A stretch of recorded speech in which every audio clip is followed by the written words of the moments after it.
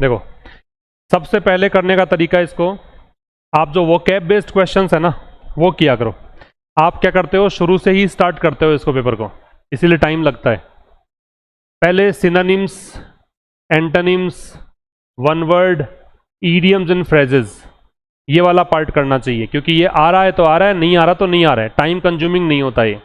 एक बात, इनको करने के बाद उसके बाद आप आया करो पैराजंबल पे, जो कि ऑप्शन से अप्रोच करोगे तो हो जाता है। ये होने के बाद तुम्हारे को अच्छा लगे ना, वो पार्ट चूज कर लिया करो इसमें से। तुम क्या यहां से स्टार्ट करते हो, 1 नंबर मतलब 1 नंबर, तो फिर फंस जाते हो यहां पे। देखिए पहला क्वेश्चन,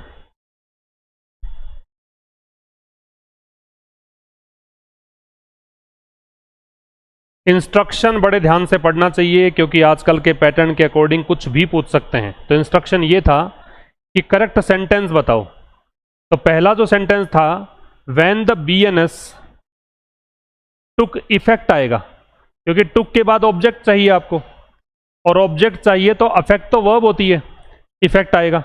ऑब्जेक्ट नाउन या प्रोनाउन होता है। तो जब बीएनएस मतलब भारतीय न्याय संहिता जब अस्तित्व में आई, तो यहां पे आएगा इफेक्ट। इसका मतलब ये गलत हो गया पहला, तो पहला तो जिसके अंदर भी आंसर है वो काट दो, तो सी कट गया। ये भी एक अप्रोच रखनी चाहिए आपको। दूसरा, द पार्लियामेंट, पार्लियामेंट से पहले दे नहीं आता। पार्लियामेंट के पहले दे तभी लगता है जब दे रखा हो इस देश की पार्लियामेंट है। फिर दूसरी बात, यहां पे रिप्लेस्ड भी आएगा, क्योंकि पास्ट की बात कर रहा है ये, तो 2 नंबर भी गलत हो गया। 2 नंबर गलत हो गया तो ये ऑप्शन भी गया। अगला कह रहा है बाई, रिप्लेस के साथ में प्रेपोजिशन विद लगता है, विद लगता है तो 3 भी गया, 3 गया तो ये भी गया, अपने आप आंसर बच गया, आगे पढ़ने की जरूरत थी नहीं। ठीक है। और फोर्थ जो था उसमें इंक्रीज्ड करना चाहिए था यहां पे, और 7 के साथ में ईयर्स करना चाहिए था, एस जोड़ना चाहिए था। तो ये ट्रांसलेशन इसका ये हुआ कि जब बीएनएस अस्तित्व में आया 2024 में, तो पार्लियामेंट ने सेक्शन 124A को प्रतिस्थापित कर दिया सेक्शन 152 के साथ, और जो मिनिमम सजा थी उसको 7 साल तक के लिए बढ़ा दिया, मतलब बढ़ा के 7 साल कर दिया। पहले क्वेश्चन का आंसर तो ये है। Number 2, if the accused person do not have, accused person singular है, सिंगुलर है तो डू नहीं आएगा, डज आएगा।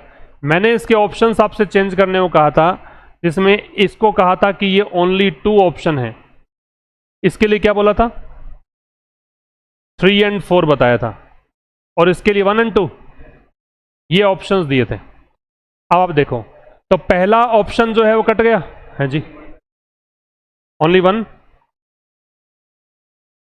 ओनली 1 पे 1 और 2 है। चलो कोई बात नहीं, जैसा भी है। यहां पे पर्सन सिंगुलर है, सिंगुलर है तो डज आएगा, डज आएगा तो पहला गलत है, पहला गलत है, इसका मतलब आपका ऑप्शन ये नहीं आ सकता और ये नहीं आ सकता, ये गए। इसके बाद कह रहा है रोबस्ट लीगल रिप्रेजेंटेशन, तो यदि कोई आरोपी व्यक्ति के पास स्ट्रॉन्ग, रोबस्ट का मतलब होता है स्ट्रॉन्ग, लीगल रिप्रेजेंटेशन का मतलब है कानूनी कोई प्रतिनिधित्व नहीं है, मतलब उसके पास कोई वकील ऐसा नहीं है, या कानून उसका संरक्षण नहीं कर रहा है कोई धाराओं के तहत इस तरह से, तो ये वाली पार्ट जो है इसमें कोई गलती थी नहीं। वैसे रिप्रेजेंटेशन काउंटेबल भी हो सकता है, लेकिन लीगल रिप्रेजेंटेशन जो है वो हमेशा अनकाउंटेबल के अंदर ही आता है।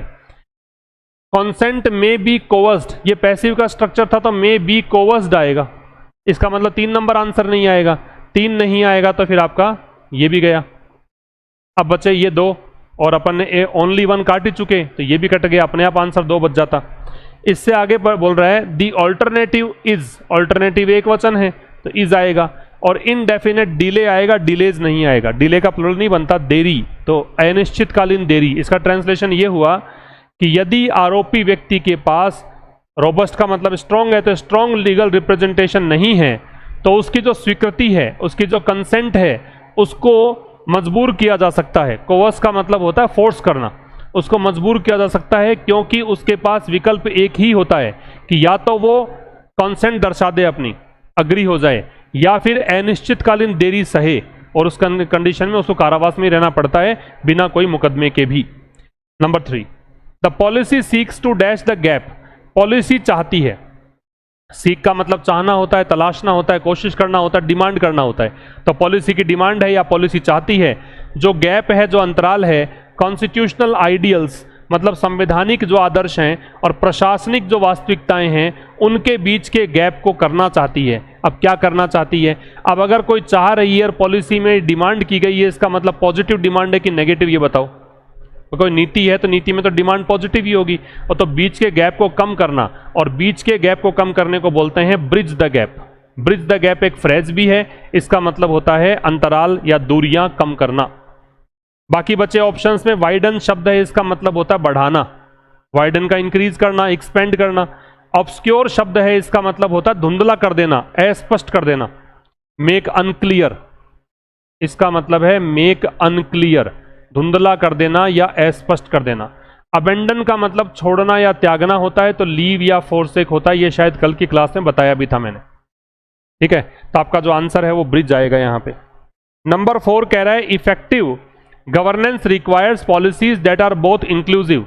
इफेक्टिव गवर्नेंस मतलब प्रभावी शासन, उसके लिए जरूरत पड़ती है। अगर आपको प्रभावी शासन चाहिए तो उसके लिए ऐसी पॉलिसीज की जरूरत पड़ती है जिन पॉलिसीज में ये दोनों गुण हो। एक तो इंक्लूसिव हो, इंक्लूसिव का मतलब सबको शामिल करने वाला हो, और दूसरा ऐसा हो एंड की फितरत में दोनों साइड में सेम चीजें होना लिखा होता है। एंड अपने दोनों साइड सेम चीजें लेता है। इंक्लूसिव पॉजिटिव वर्ड है, इंक्लूसिव का मतलब जो सबको शामिल करे, तब सबको शामिल करे वैसा ही कोई शब्द चाहिए। तो बाकी 3 शब्द देखो ये नेगेटिव है यहां पे। इरेटिक का मतलब होता है इरेगुलर, अनियमित, इरेगुलर। इनकंसिस्टेंट का मतलब भी इरेगुलर ही होता है, जो अनियमित है। भी इनकंसिस्टेंट जो कंसिस्टेंट नहीं है, जो सतत नहीं है। और वेग का मतलब धुंधला या अस्पष्ट होता है, अनक्लियर को बोलते हैं। तो आपका आंसर क्या आ जाएगा? इक्विटेबल आ जाएगा।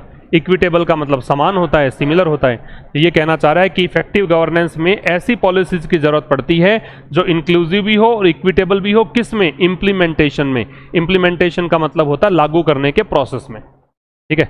अगला क्वेश्चन देखना, नंबर 5 क्लैम्प डाउन। ये तो मैंने आपको शीट में दे रखा है, ये तो सही किया होगा। किसी का गलत हुआ क्या क्लैम्प डाउन? क्लैम्प डाउन किसी का गलत हुआ क्या? मैंने शीट में लिखवा रखा है क्वेश्चन। ये क्लैम्प डाउन का मतलब रेस्ट्रिक्शन है। रिलैक्सेशन, रिलैक्स से बना है, मतलब राहत को बोलते हैं। सेलिब्रेशन, मनाने का प्रोसेस, उत्सव मनाने का प्रोसेस, परमिशन, अनुमति। इम्पीटस का मतलब आवेग होता है। आवेग का मतलब होता है ये आगे बढ़ाने के लिए जो फोर्स यूज करते हैं उसको बोलते हैं इम्पीटस।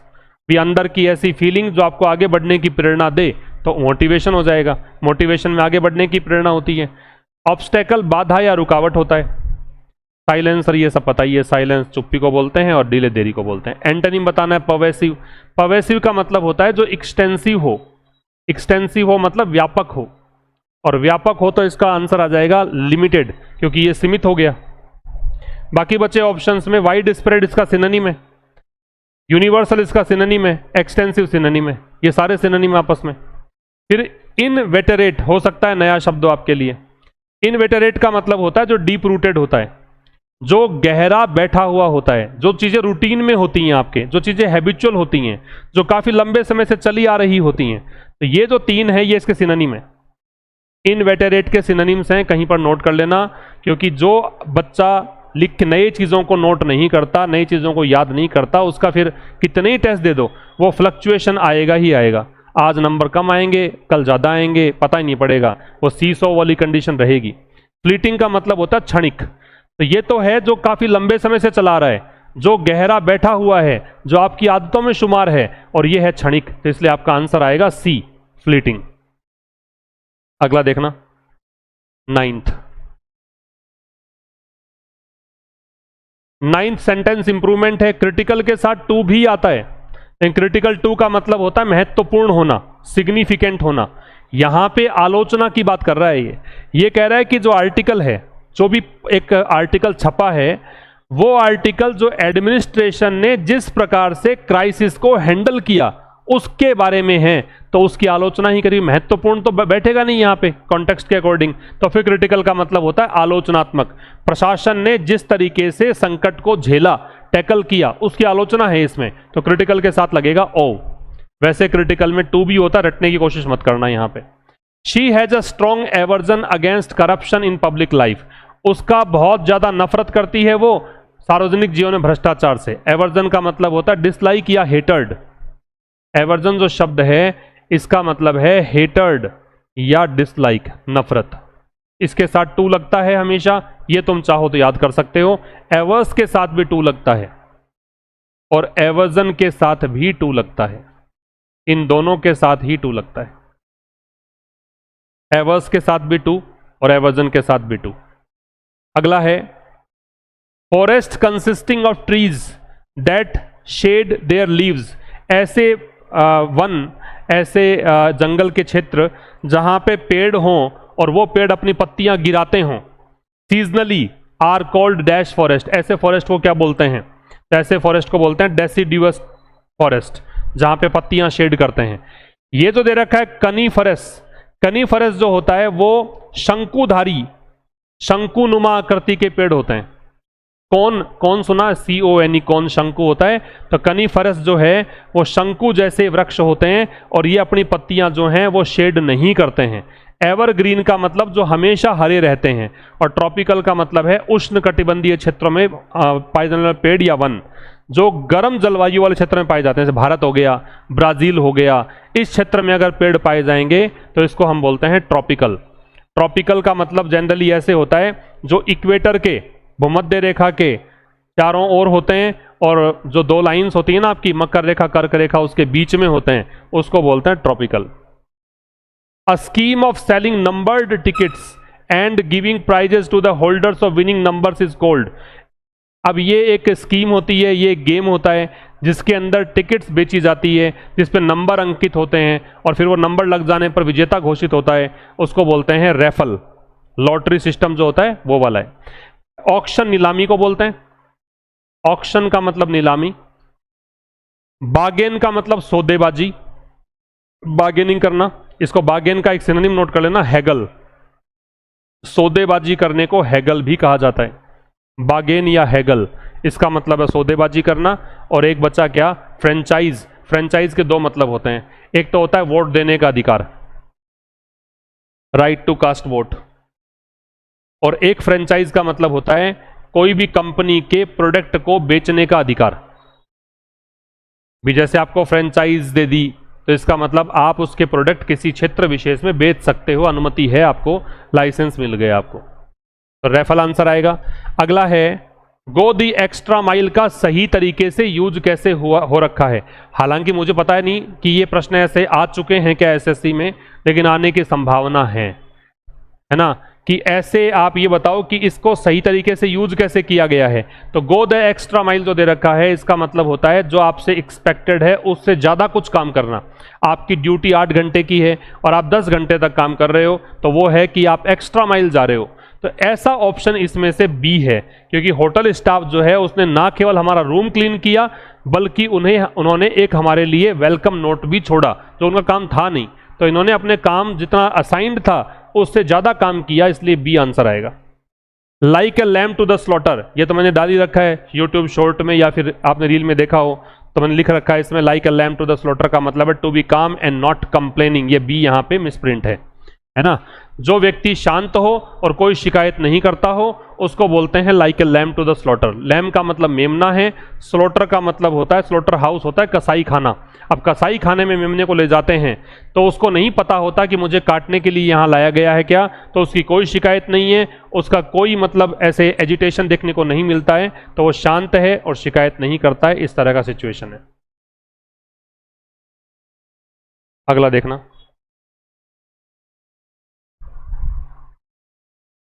पैराजंबल है। पैराजंबल हमेशा ही आपको ऑप्शन से ही करने चाहिए। ऑप्शन से करोगे इसको तो आपको समझ में ये आएगा कि बी से तो स्टार्ट नहीं कर सकते थे आप, क्योंकि बी में इट्स दे रखा है। इट्स इंपैक्ट, किसका इंपैक्ट वी डोंट नो, इसलिए बी वाले ऑप्शन दोनों को एलिमिनेट कर सकते थे, हटा सकते थे। तो 2 ऑप्शन तो गए आपके।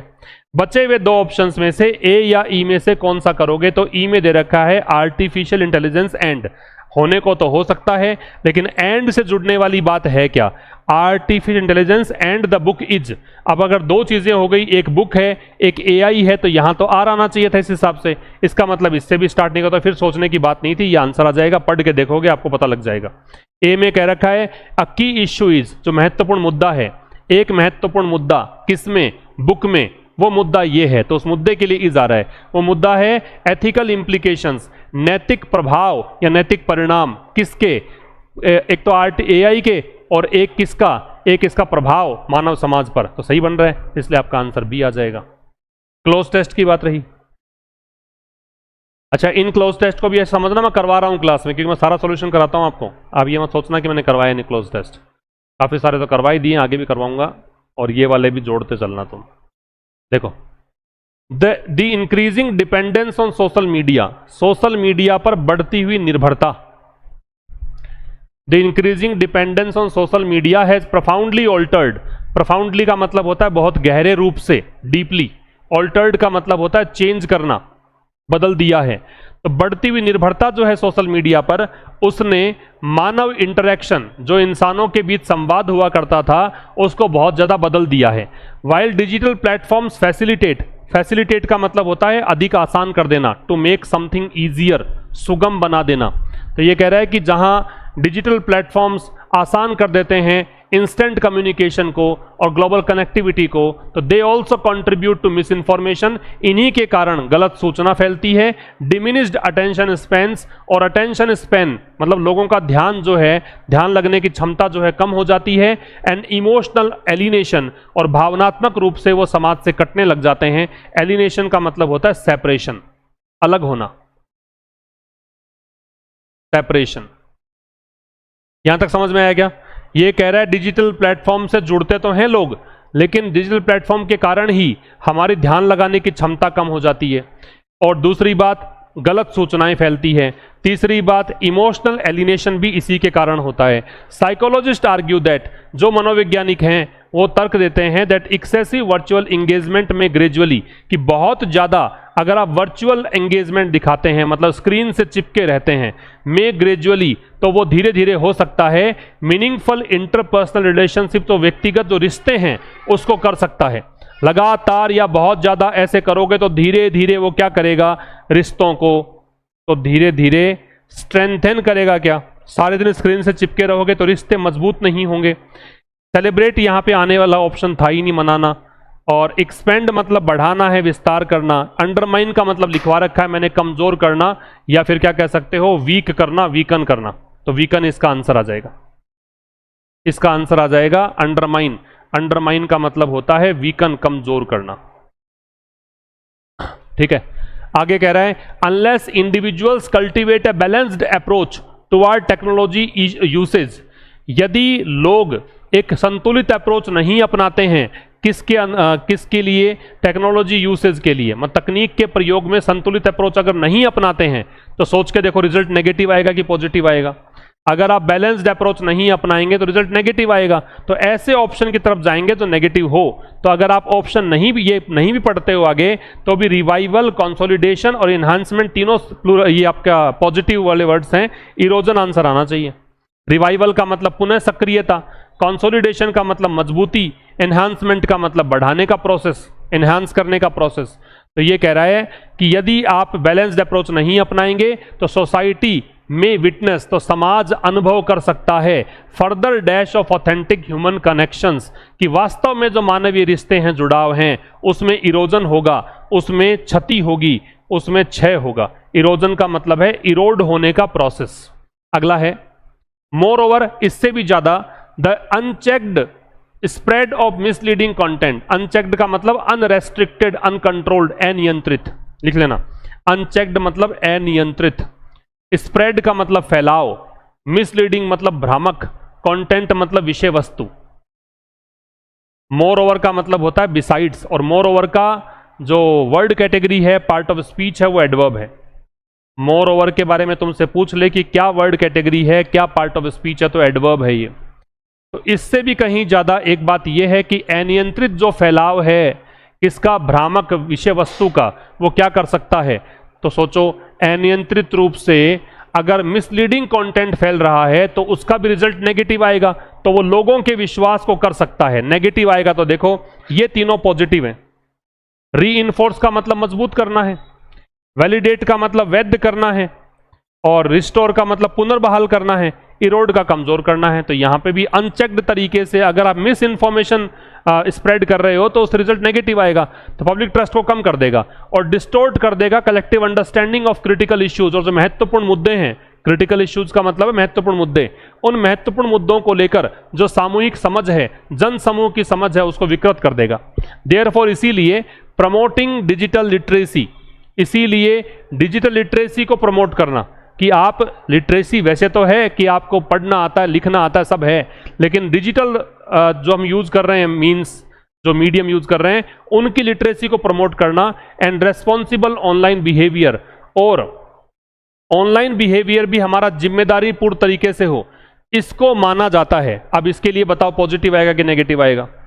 भी अगर आप दो बात पॉजिटिव कर रहे हो, डिजिटल लिटरेसी को बढ़ावा देना चाहते हो, दूसरा आप चाहते हो कि ऑनलाइन बिहेवियर रेस्पॉन्सिबल हो, उसको बढ़ावा देना चाहते हो, तो इसको माना जाता है, तो पॉजिटिव आएगा। पॉजिटिव आएगा तो देखो ऑप्शन, ट्रिवियल का मतलब होता है महत्वहीन।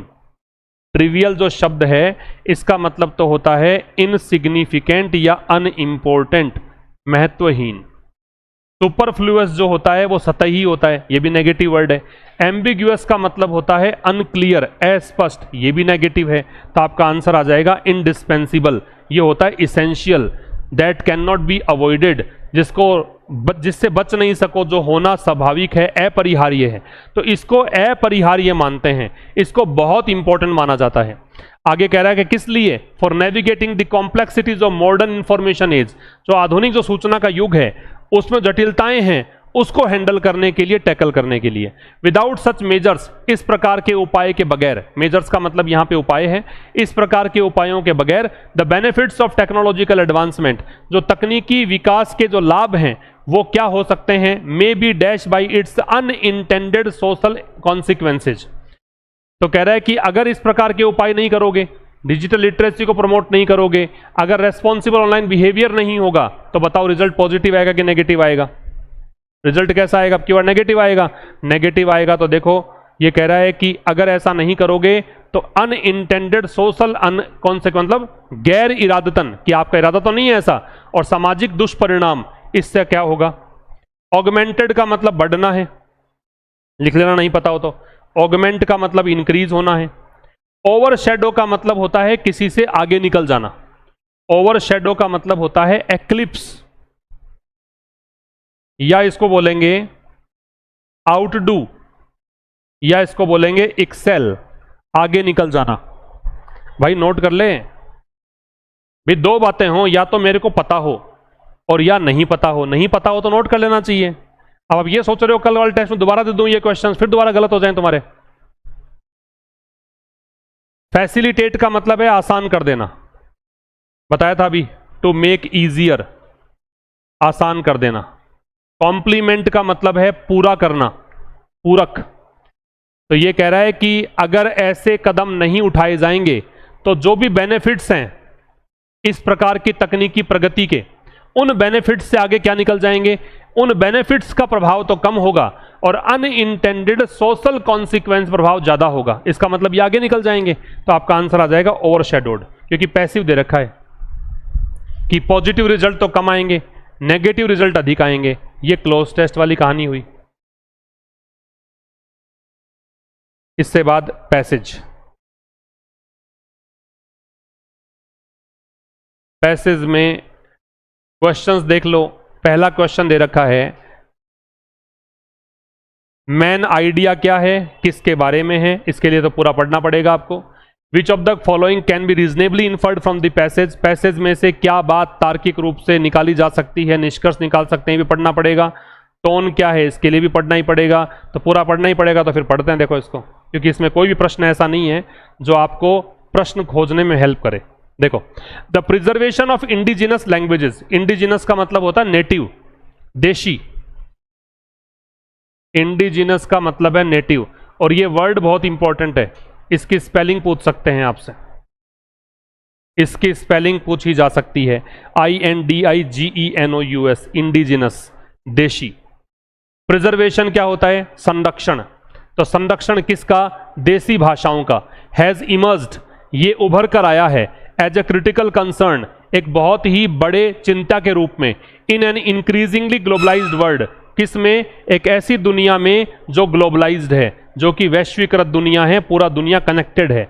ग्लोबलाइज्ड का मतलब है वैश्वीकरण का दौर है, हर देश दूसरे पर डिपेंड करता है। आज ईरान अमेरिका की लड़ाई हो कहीं रही हो, वेस्ट एशिया में हो रही हो, लेकिन हमारे तक उसका असर है, इसको बोलते हैं ग्लोबलाइज्ड वर्ल्ड। तो ये कह रहा है इंडिजिनस लैंग्वेजेस का संरक्षण, देसी भाषाओं का संरक्षण, वो एक बहुत बड़ी चिंता का विषय बन गया है आज के इस वैश्वीकरण के दौर में।